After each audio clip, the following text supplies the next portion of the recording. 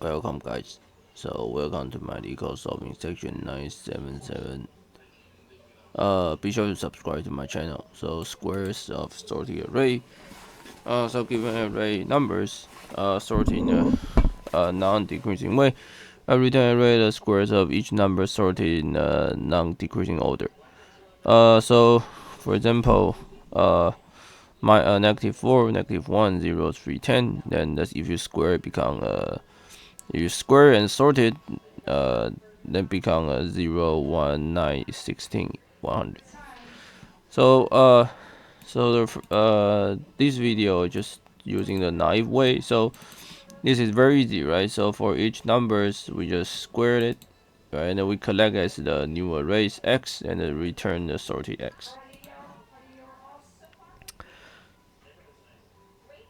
Okay, that's it. I will see you guys in the other videos. Be sure to subscribe to my channel. Thanks.